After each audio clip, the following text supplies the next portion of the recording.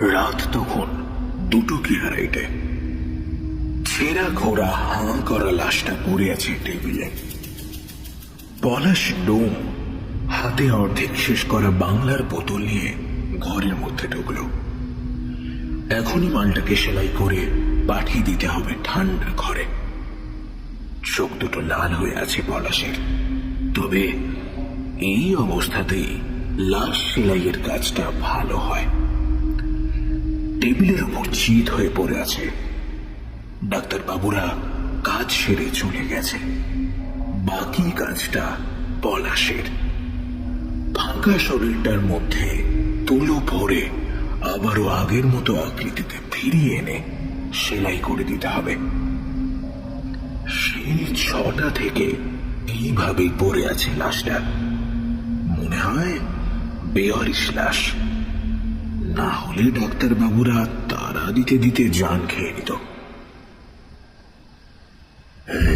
এসেছিস বাবা? বাবা আর কতক্ষণই পড়ে থাকবো? পলাশ খানিকক্ষণের জন্য চমকে গেল। কে বলল? ডাক্তারবাবু নাকি? এমন মধু ঝরানো গলায় সে আবার কবে কথা বলেছে পলাশের সাথে? আর মাঝরাতে ডাক্তারবাবুর ভূতও থাকবে না এখানে। না, আজকে বোধ হয় একটু বেশি খাওয়া হয়ে গেছে। ভুলভাল কি সব শুনছে সে। পলাশ এগিয়ে এলো। ঠিক লাশের ওপরে একখানা ঝোলানো আলো ঝুলছে। কাজ করতে সুবিধে হয়। পেটের ভেতর থেকে নাড়ি ভুঁড়ি পাকস্থলী সব বের করে নিয়েছে ডাক্তারবাবুরা। পেটটা একেবারে ফাঁকা। পলাশ এখন এই ফাঁকা জায়গায় তুলো ভরে দেবে। 1 গজ তুলো হাতে নিয়ে ভরতে গিয়ে দেখে পেটের সেই ফাঁকা জায়গায় বেশ কয়েকটা খুচরো পয়সা। না, আজ সত্যি বড্ড বেশি চড়ে গেছে। পলাশ আবারও বোতল থেকে গরম পানীয় গলায় ঢাললো। আসলে নেশা কাটানোর উপায় হলো আরো নেশা করা। আবার তুলো হাতে নিয়ে ভরতে গিয়ে দেখে আরো খুচরো পয়সা, প্রচুর খুচরো পয়সা। না রে বাপ, ভয় দেখছিস না? তবে ও নিয়ে কোনো লাভ হবে না। ও সব অচল পয়সা। পলাশ এবার চোখ রগড়ালো, কান ছাড়লো। দেখলো টেবিলে চিত হয়ে শোয়ানো মরাটা হাঁ পড়ে চেয়ে আছে ওর দিকে। মুখের ভেতরটাও ফাঁকা। দাঁতগুলো কোথায় গেল? সেগুলো কি ডাক্তারবাবুরা খুলে নিয়ে গেল নাকি? নাকি আগে থাকতেই ছিল না? কিন্তু মরাটার বয়স তো বেশি নয়। এর মধ্যে সব দাঁত পড়ে গেল। আরে না রে বাপ, দাঁত পড়েনি, সব ভেঙে গেছে। এতক্ষণে পলাশ স্পষ্ট দেখতে পেল মরাটা কথা বলছে। হ্যাঁ,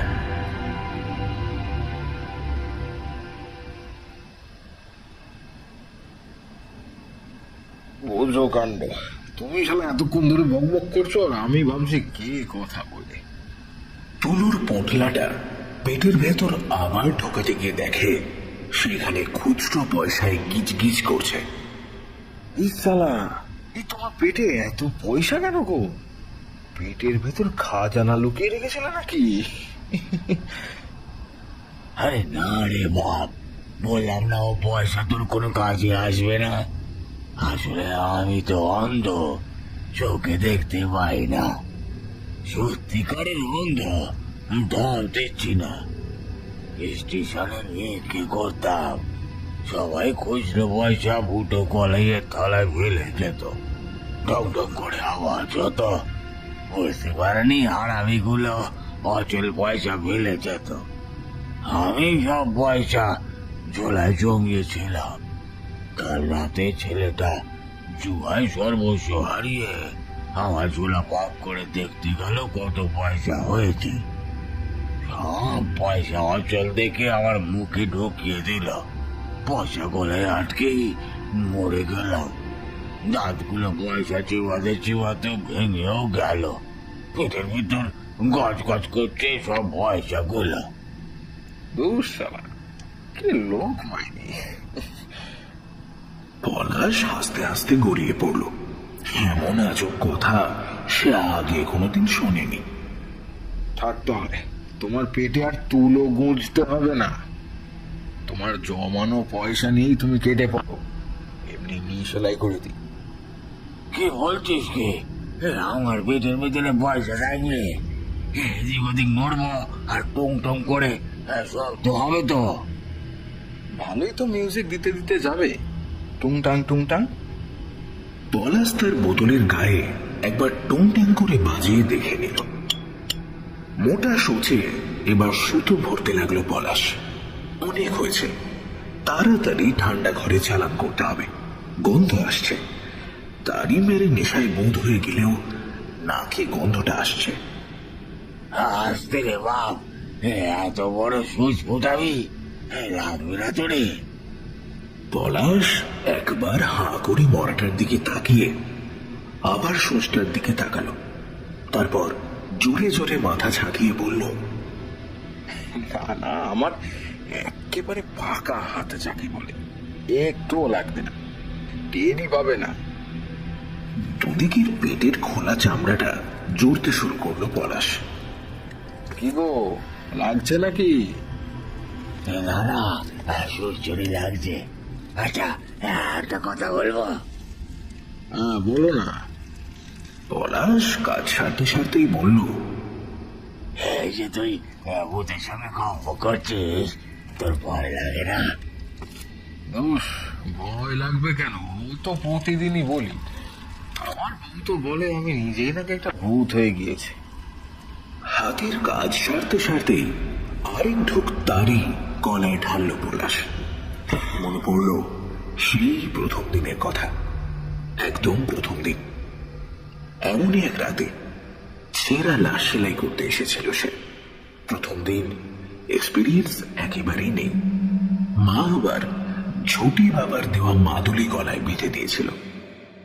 মাদুলিখানের ডান হাতে ধরে রাম নাম জপতে জপতে বাঁ হাতে তারির বোতল হাতে ঘরে ঢুকেছিল সে। টেবিলের উপর সেই দিন পড়েছিল একটা নগ্ন মেয়ে ছেলের লাশ। হেব্বি দেখতে ছিল কিন্তু মেয়েটাকে, মনে হয় বিষ খেয়ে মরেছিল। ঠোঁটটা কেমন নীল হয়েছিল, গলা, হাত, পা সবকিছুই কেমন যেন নীলছে, কিন্তু তা সত্ত্বেও হেব্বি লাগছিল দেখতে।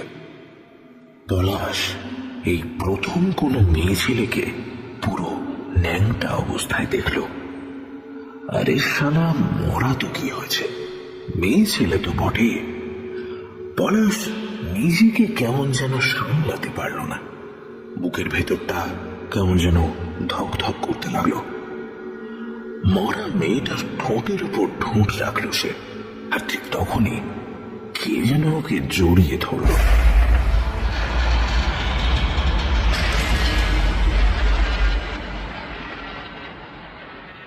প্রথমে চমকে গিয়ে দুপা পিছিয়ে গেছিল পলাশ। দেখলো সেই মেয়েটা নীল হয়ে যাওয়া ঠোঁটটা বাড়িয়ে চেয়ে আছে তারই দিকে। কি হলো?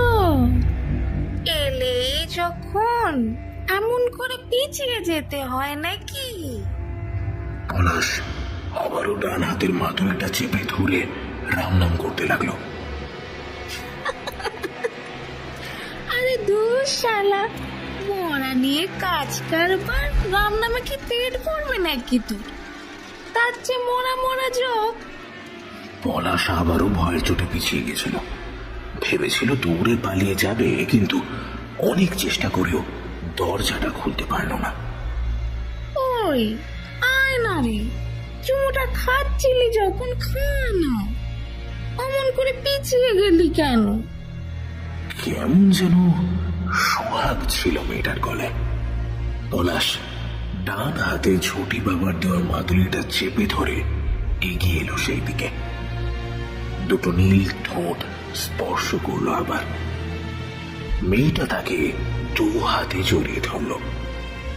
পলাশের একবার মনে হলো মেয়েটা বুঝি তাকে পিষেই মেরে ফেলবে, কিন্তু আস্তে আস্তে সেই হাতের বাঁধন আলগা হতে লাগলো। কেমন যেন মায়ার মতো লাগলো ব্যাপারটা। পলাশের একটা সোহাগী হাত তার নোংরা জামাটার ভেতর দিয়ে গলে গিয়ে পিঠের মধ্যে আঁকি বুকে কাটতে লাগলো। শরীরের রঙগুলো কেমন যেন মুহূর্তেই খাড়া হয়ে গেল। পলাশ অবাক হয়ে মেয়েটার চোখের দিকে চেয়ে রইল। নির্জীব চোখটা যেন খানিকটা জীবন্ত হয়ে উঠছে। মরা মাছের মতো চোখটায় যেন কালো দিঘির মতো জল। এই তুমি কাঁদছো নাকি? পিঠের মধ্যে তুলো গুছতে গুছতে বলল পলাশ। আর কান্না ওসব দেখতে নেই গো। ওই যে মরা দিঘির ধারে বৈশ্যপাড়া, সেখানে আমার ঘর ছিল। ঘর মানে ওই আর কি থাকার জায়গা। প্রতি রাতে মরদ নাগরগুলো মৌমাছির মতো বিনবিন বিনবিন করত।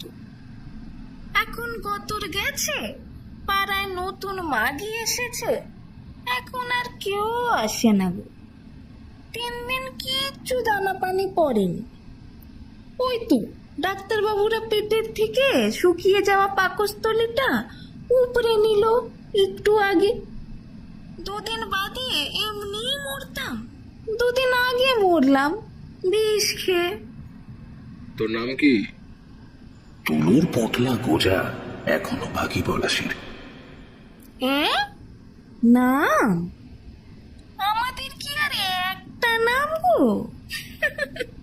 কেষ্ট ঠাকুরের মতো অষ্টতর শত না। চাপা, চামেলি, রাই, লীলা, যখন যেটা চলে। আরে দূর শালি, নামের ডালি খুলে কে বসতে বলেছে তোকে? তোর নাম কি আসল নাম, বাপ মায়ের দেওয়া আসল নাম? এই হারামি, গাল পাচ্ছিস কেন রে?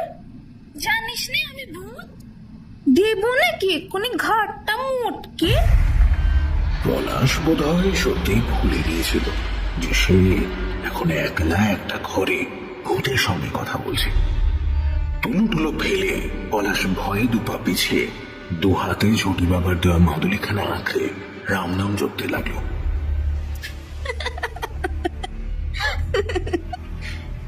তুলো ভর্তি পেট নিয়ে এবারে টেবিলের ওপর উঠে দাঁড়ালো সে। পেট থেকে একটু একটু করে আলগা তুলোগুলো খসে পড়ল। 2 হাত আস্তে আস্তে এগিয়ে এলো পলাশের দিকে। পলাশ প্রাণপণে পালালো দরজার দিকে, কিন্তু দরজা তো বন্ধ। হাজার চেষ্টা করেও দরজাটা খুলল না। এদিকে 2 হাত এগিয়ে এসে পলাশের গলাটা প্রথমে চেপে ধরল। তারপরেই ছোটি বাবার দেওয়া মাদুলিটা এক টান দিয়ে ছিঁড়ে ছুঁড়ে ফেলে দিল সেটা। মেয়েটা খিলখিল করে হেসে আবারও যেমনটা ছিল তেমনটাই শুয়ে পড়ল। সবকিছুই ঠিক আগের মতো হয়ে গেল আবার। পলাশ খানিকটা শান্ত হয়ে আবারও এগিয়ে এলো সেই টেবিলের কাছে। দেখল মেয়েটার চোখের কোণে জল। কস্তুরী, আমার নাম ছিল কস্তুরী। আচ্ছা, তুমি একটা কাজ করতে পারবে? কি কাজ? তুমি আমাকে পোড়াবে। ওরা কেউ আমাকে নিতে আসবে না। এখান থেকে আমাকে বেওয়ারিশ লাশ হিসেবে চালান করে দেব। তুমি আমাকে পুড়িয়ে আসবে গো। হ্যাঁ, আমি তো ডোম, আমার তো কাজই এই মরা পোড়ানো, পুড়িয়ে দেব, তাতে কি আছে? সত্যি সত্যি বলছো? সত্যি পোড়াবে আমায়? হ্যাঁ, পোড়াবো বললাম তো। পলাশের প্রথম প্রেমিকা তারই হাতে পোড়ার জন্য জেদ করছে। হায় রে ডোমের কপাল। ভালো করে পোড়াবে কিন্তু, এমনি এমনি কেরোসিন ঢেলে জ্বালিয়ে দেবে না কিন্তু। না রে, তোকে চন্দন কাঠের চিতায় শুয়ে বিদায় দেব। যত সব মাগনা আর কি, চুল্লিতে ঢুকিয়ে দিয়ে আসবো কিন্তু। না, অমন করো না। চন্দন কাঠ না হোক, এমনি কাঠই দেখো না গো। চুল্লিতে তো সব ভুস করে শেষ হয়ে যায়। কাঠের চিতায় বেশ একটু একটু করে পড়বো। মাগির শখ দেখে বাঁচি না। পলাশ কথাটা বলেই থমকে গেল। বারবার সে ভুলে যাচ্ছে যে সে একজন ভূতের সাথে কথা বলছে। আবার না সে অমন করে রাক্ষসী মূর্তি ধরে। না না, যাকে মেয়েটা চুপচাপ শুয়েই আছে, শুধু চোখ দিয়ে টপ টপ করে জল গড়িয়ে পড়ছে। আচ্ছা, সে দেখা যাবে। এখন তুই চুপ করে শো তো, শুয়ে থাক। আমার কাজটা শেষ করতে দে। রাত কাবার হয়ে গেল, এখনো কাজ শেষ হলো না। মরে গিয়ে ভূতের যে কত কথা থাকতে পারে জানতুম না বাবা। জীবনের সব কথা জীবন শেষ হয়ে গেলেই শেষ হয়ে যায় বুঝি। মেয়েটা সত্যি এবার চুপ করলো। আর কোনো কথা নেই, একেবারে মরা কাঠ। পলাশ খানিকক্ষণ চেয়ে রইল মেয়েটার দিকে, যদি কোনো কথা বলে। কিন্তু না, আর কোনো কথা নেই। দেখে বোঝাই যাবে না এতক্ষণ ধরে এই মেয়েটাই এত কথা বলছিল। ঠিকই বলছিল কস্তুরী, কেউ এলো না তাকে নিতে। 2 দিন ধরে বডিটা ওই ঠান্ডা ঘরে জমে বরফ হয়ে গেল। তারপর পলাশই তাকে নিয়ে এলো। ভাগ্য ভালো ছিল পলাশ আর কস্তুরীর। এক মারোয়ারির মরা এসেছিল সেই দিন শ্মশানে। এত কাঠ কিনেছিল তার বাড়ির লোক যে তা দিয়ে আরো 2খানা চিতা জ্বালানো যায়। পলাশ কায়দা করে সেখান থেকে বেশ খানিকটা কাঠ সরিয়ে নিয়েছিল। সব শেষ হয়ে গেলে শ্মশান যখন একটু নিরিবিলি হলো, তখন এই সন্ধ্যের দিকে নতুন করে আবারও চিতা সাজালো পলাশ। সেই চিতায় কস্তুরীকে শোয়ালো একখানা লাল পেরে সাদা শাড়ি পরিয়ে। এইখানে অবশ্য নিজের পয়সাতেই কিনেছে পলাশ। তারপর আরেকবার সেই নীলচে ঠোঁটে নিজের ঠোঁট স্পর্শ করলো পলাশ। না, কোনো সাড়া নেই। পলাশ আগুন লাগিয়ে দিল চিতায়। যা মাগি, পুড়ে মরতে যা। ফটফট করে চিতার কাঠ ফাটতে লাগলো সেই জ্বলন্ত আগুনে।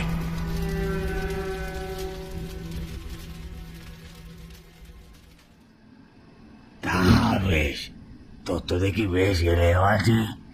রোজ রাতে তুই কি তবে এমনই করে ভূতদের সাথে গল্প কথা বলিস নাকি? ভাবতে ভাবতেই পলাশ কখন যে ওই পয়সা খাওয়া ভিখারিটাকে তারই জীবনের গল্প বলতে বসে গেছে, সে নিজেই খেয়াল করেনি। ভিখিরির কথায় হুঁশ ফিরল পলাশের। অনেক দিন বাদে কস্তুরীর কথা মনে পড়ল। তারের বোতল থেকে আবারও 1 ঢোক নিজের পেটে চালান করলো সে। ওই বাপ, আমাকে 2-1 ফোঁটা দে না বাপ। সে কি রে শালা, তুই আবার মাল খাবি নাকি? আরে দে না, 2 ফোঁটা গলায় ঢেলে। ভিখিরিটা হাঁ করে রইল। পলাশ সেই হাঁয়ের মধ্যেই ঢেলে দিল একটুখানি তারি, কিন্তু ঠোঁট গিলতে সেটা ফাঁকা পেট দিয়ে বের হয়ে এলো। তাই দেখে পলাশ আবারও হাসতে শুরু করলো হো হো করে। শালা, এই জন্মে তোর আর মাল খাওয়া হবে না। ভিখারিটা এবার উঠে বসার চেষ্টা করলো। পেটের ভেতর থেকে 2-4টে খুচরো পয়সা বেরিয়ে মাটিতে পড়ে লাট্টুর মতো ঘুরতে লাগলো। সত্যি রে, এটি কি বলেছিস বাপ? আমার যাকে তারপর কি হলো? কি আবার হবে? সেই ছোটি বাবার মাছগুলি তো উড়িয়ে ফেলে দিল কস্তুরী। তারপর কি হলো? মাছগুলি খুঁজে পেলে নাকি? সে আবার কে খুঁজতে যায়? আর ভয় পাইলে এখানে আসতে, মাদুলি পাদুলি দরকার পড়ে না। তা বেশ। আচ্ছা, সেসব ভূতেদের সাথে আলাপ হলো, সবই কি এমনই নাকি কস্তুরীর মতো শুধু নাকি? ও সারা, তাই আবার হয় নাকি? পলাশ একবার চাইল ভিখারিটার দিকে। তবে তোমার মতো গল্প করা ভূতে প্রথমবার দেখলাম। বুকেই চলেছে তখন থেকে। তোমার সাথে বকতে বকতে গলাখানা শুকিয়ে গেল। কে আরেকখানা বোতল লাগবে দেখছি। এই মেরেছে, তুই আবার আমাকে একলা ফেলে বোতল আনতে যাবি নাকি? মাইরি বলছি যাবি না, আমার ভয় লাগবে। ভয় লাগবে? ভূতের আবার ভয় লাগবে? হ্যাঁ হ্যাঁ, ভয় লাগবে। ভূতের ভয় লাগে নাই কথা কোন শাস্ত্রে লেখা আছে বলতো দেখিনি? আচ্ছা ঠিক আছে, যাব না। হ্যাঁ থাকো, থাকো থাকো। ওরে শালা, এ আবার ইংরেজি বলে যে রে। যাকে যাকে, এ আরেকটা গল্প বল না, একটা ভয় ধরানো যাত্রীর ভূতের গল্প। হ্যাঁ রে শালা, আমি তো একেবারে গল্প দাদুর আসর ফেলে বসেছি। যত সব। যে কয়েক ফোঁটা তারই বাকি ছিল সেটাও নিজের গলায় চালান দিল পলাশ।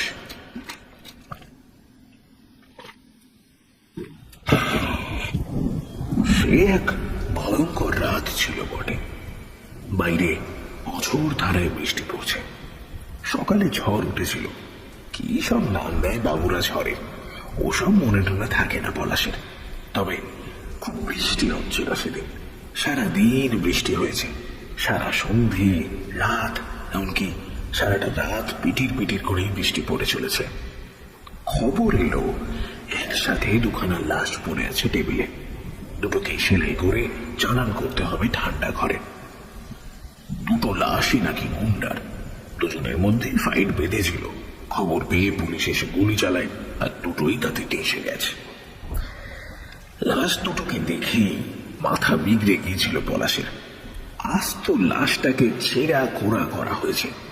একজনের কাঁধে দুটো গুলি আর বুকে 3টে গুলি লেগেছে, আর অন্যজনের শুধু মাথায় একখানা।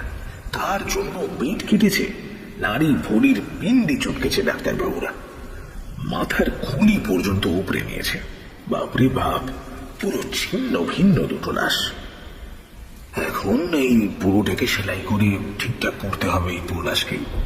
বলা তো যায় না, গুন্ডা হলেও মানুষ তো রে বাবা। কাল সকালে যখন বউ ছেলে মেয়ে লাশ নিতে আসবে, এরমই ছেঁড়া খোড়া কদাকার লাশ দেখলে কি বলবে তারা? না না, মন দিয়ে কাজ করছিল পলাশ। প্রথম লাশটাকেই আগে ধরেছিল। হঠাৎই মনে হলো পিছন থেকে কি যেন সজোরে ধাক্কা মারল। পলাশ হুমড়ি খেয়ে লাশ শুদ্ধ পড়ে গেল মাটিতে। কোনো কিছু বোঝার আগেই ঘাড়ের উপর এক নাম রদ্দা। সেই দেখল যে লাশটার মাথায় গুলি লেগেছিল সে ব্যাটা উঠে দাঁড়িয়েছে। এই, আমাদের দুজনের মধ্যে তুই কেন এলি রে হারাবি? এমন ঝাপড় দেবো না, বাপের নাম ভুলে যাবি শালা। বলেই আবার এক রাম রদ্দা ঘাড়ের ওপর। যা শালা, আমি কি করলাম? পলাশ অবাক হয়ে নিজের ঘাড়ে হাত বোলাতে বসল। ও মাইরি, কি নাটক জানিস? হ্যাঁ, এখন আবার নাটক করছিস? বলছিস আমি কি করলাম? তুই তো এসে প্রথমে আমার মাথায় গুলি করলি, তারপরে রুখে পেটাকে সাবার করলি। হ্যাঁ, কোন দলের তুই? বল শোনা, বল। একেবারে বুকের উপর উঠে এসেছে লাশটা। আর সে কি জোর! মনে হচ্ছে আজ ওই লাশ কাটা ঘরে শুধু দুটো নয়, 3টে লাশ পড়ে থাকবে। কালই বোধ হয় ডাক্তারবাবু পলাশের পেট থেকেই নারী ভুঁড়ি বের করবে টেনে টেনে। বল শোনা, তুই কোন দলের? হাত কাটা দাসু নাকি সাবির মিয়া? সত্যি কথা বলবি। এরা কারা? ঠাস করে আরেকটা থাপ্পড় এসে পড়লো পলাশের গালে। এই, এরা কারা? হ্যাঁ, আবার ন্যাকা সাজিস না? তুই নিশ্চয়ই মাইকেলের দলের লোক নাকি পচার দলের? বল এক্ষুনি, নাহলে তোর মাথাটা এক্ষুনি ফাটাবো। সত্যি সত্যি এবারে মাথাটা সজোরে ধরে মাটিতে ফেলতে যাচ্ছিল পাগলা ভূতটা। আর আসলে মাথায় গুলি লেগেছে তো, দিমাগ বোধহয় চচ্চড়ি হয়ে গেছে, কিছুই ঠিক মতো ঢুকছে না মাথায়, তাই জন্যই এরকম উল্টো পাল্টা কাজ করছে। না, আজ আর রক্ষা নেই, আজ বোধহয় তার নিজের মাথাটাই ছাতু হয়ে যাবে। হঠাৎই কে যেন পাগলা ভূত তাকে একটা সজোরে লাথি মারল। ভূতটা ছিটকে গিয়ে পড়লো দুহাত দূরে। পলাশ দেখলেও অন্য লাশটা এবার দাঁড়িয়ে আছে দুহাত দূরে। ওই হারামি মোটা মোটা গবেট, যা দেখলো যা শুনলো অমনি দিমাগ গরম হয়ে গিয়ে মারপিট করতে শুরু করে দিল। আরে নিজের দিমাগ তো লাগা ভাই, এ বেচারা কেন মারতে যাবে? এটা তো ডোম, পুলিশ গুলি মেরে আমাদের শুইয়ে দিয়েছে, এছাড়া আমাদের ফাঁকা লাশটাকে সেলাই করছে। পলাশের মনে হলো তার সামনে ভূত নয়, স্বয়ং যেন ভূতনাথ দাঁড়িয়ে। এখনই পায়ে পড়ে একটা প্রণাম করার ইচ্ছে হলো, কিন্তু পাগলা ভূতটা এমন ঠ্যাং ঠেঙিয়েছে যে চাইলেও পলাশ আর নড়তে পারছে না। মাটিতে বসেই দুই হাত জোর করে মাথায় ঠেকালো সে। ওদিকে পাগলা ভূতটা এতক্ষণে বোধহয় হুঁশে ফিরল। চারদিকটা তাকিয়ে এখন ড্যাব ড্যাব করে চেয়ে আছে সে। ও তবে মরেনি? দুঃসালা, ও কেন মারতে যাবে? বলছি না ও একটা ডোম, দেখ ভালো করে চোখ খুলে। পাগলা ভূতটা কেমন যেন থম মেরে বসে রইল। পলাশ ভাবলো, আহারে বেচারা বুঝে ভাবছে কি ভুলটাই না করেছে, কিছুই না জেনে না বুঝে খামোখা পলাশকে কেলে শক্তি ক্ষয় করলো বেচারা। ছি ছি ছি। তুই তাহলে মারিসনি? এবারে সোজাসুজি পলাশের দিকে তাকিয়ে জিজ্ঞেস করলো পাগলা ভূত। না রে বাবা, আমাকে কি পাগলা কুকুরে কামড়েছে? আমি কেন মারতে যাব? তবে কে মারলো? কি করে জানবো? পুলিশে গুলি করে মেরেছে জানি, কোন পুলিশ জানি না, খাতায় নাম লেখা আছে বোধহয়, দেখে আসবো। পলাশ মনে মনে ধন্যবাদ জানালো সেই পুলিশটাকে। অন্য ভূতটা ঠিকই বলেছে, একেবারে মাথা মোটা। এই লোকটা বেঁচে থাকলে ভুল করেই বোধহয় দু চারটে এক্সট্রা খুন করে দিত। না থাক, আর দেখতে যেতে হবে না, কি আর হবে ও নাম দেখে। হঠাৎই যেন একরাশ বৈরাগ্য এসে গ্রাস করলো ওই পাগলা ভূতকে। দেওয়ালে ঠেসা দিয়ে উবু হয়ে বসে রইল সে। তা তো বটেই, শক্তের ভক্ত সবাই। পলাশের বেলায় মুখের চেয়ে হাত পা বেশি করে কথা বলছিল, আর এখন দেখো যেন বৈরাগী ঠাকুর এসেছেন। তাহলে তুই মারিসনি? আরে বলছি তো মারিনি। এবারে পলাশের খুব রাগ হলো, গা ঝাড়া দিয়ে উঠে বসলো সে। ঠিক আছে, মারিসনি ভালো কথা, কিন্তু তোকে এখন একখানা কাজ করতে হবে। কি কাজ? আমাদের দুজনের মধ্যে কে ভালো পেটও বানাতে পারে সেটা তোকে বলতে হবে। হ্যাঁ, তার মানে? আমাদের মধ্যে কেন ঝগড়া বেঁধেছিল জানিস? কে আমাদের মধ্যে ভালো পেটও বানাতে পারে তাই সোজাসুজি কথা চলছিল। আর বুঝতেই তো পারছিস আমি একটু তার কাটা। রাগটা একটু থেমে মাথাটা একটু চুলকে নিল পাগলা ভূত, যেন কতই না লজ্জা পেয়েছে। প্রথমে একটু ঠেলাঠেলি চলছিল, তারপর এক সময় ও বেটা এসে আমার কলার ধরলো, ব্যাস গেল মাথাটা গরম হয়ে। দিলাম এক খুশি ওর নাকের উপরে। কথাটা বলার সময় একেবারে ওই বসা অবস্থা থেকে উড়ে এসে সপাটে একটা ঘুষি চালানো পলাশের নাকের উপর। পলাশ আবারও ছিটকে চলে গেল টেবিলের দিকে। আরে এটা একেবারে করতে চাইনি, আসলে শরীরটা বড্ড হালকা হয়ে গেছে তো, এইটুকু ঝটকা দিতেই যে এতটা উড়ে আসবো বুঝতে পারিনি। সত্যি বলছি মাইরি, এটা মিস্টেক হয়ে গেছে। পাগলা ভূত আবারও বড়ই লজ্জিত। পলাশ নাকের কাছে হাত বোলালো, চুইয়ে চুইয়ে রক্ত পড়ছে। দু এক ফোঁটা বোধহয় গিলেও ফেলেছে সে। জিভে কেমন যেন মিটে মিটে স্বাদ লাগছে। এই সত্যি করে বলো তো, তুমি জীবনে কটা খুন তুমি মিস্টেক করে করেছো? পাগলা ভূত মাথা চুলকাতে লাগলো। অন্য ভূতটা এবারে হো হো করে হেসে পলাশকে টেনে তুলল। টেবিলে পড়ে থাকা তুলোর পোটলা থেকে এক খাবলা তুলো নিয়ে রক্তটা মুছিয়ে দিল সে। এটা কিন্তু হেভি দিয়েছ বড়।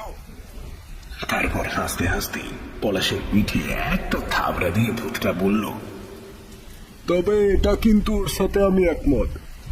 দেখ, এমন আতকাচরা কাজ ফেলে টেসে যাওয়াটাও মোটেও উচিত নয়, নয়তো সারা দেখবে আমরা জমের রাজ্যে গিয়েও ঘুষোঘুষি করছি। তোমাকে কিন্তু বলতেই হবে আমাদের মধ্যে কে সবচেয়ে ভালো পেটও বানাতে পারে। এই ভূতের উপর পলাশের বড় আশা ছিল। আগেরবার সেই তো তাকে বাঁচিয়েছে, সেও যে শেষ পর্যন্ত তাকে এভাবে ডোবাবে সেটা ভাবতে পারেনি পলাশ। আমি কি করে বলবো, আমি কি চিনি, তোমাদের কোনোদিন দেখেছি? পাগল ভূতটা এবারে এগিয়ে আসছে। তাকে দেখেই পলাশের ভয় হলো, আবার না মারতে শুরু করে। সে দৌড়ে অন্য ভূতটার পিছনে গিয়ে লোকালো। আরে ঠিক আছে ঠিক আছে, ও কিছু করবে না তোমায়। বুঝলাম, একদম সত্যি কথা। তুমি কোনোদিন আমাদের পেটও বানাতে দেখোনি, তাই না? কোনটা রুকে ওস্তাদের বানানো পেটো আর কোনটা ওই বদে পালোয়ানের বানানো পেটো সেটা সম্পর্কে তোমার কোনো ধারণাই নেই। পলাশ শান্তির নিঃশ্বাস ফেলল। মনে হয় এই যাত্রায় রক্ষা পেল সে, কিন্তু তার জন্য যে আরো কত বড় ঝড় অপেক্ষায় আছে সেটা ধারণাই করতে পারেনি পলাশ।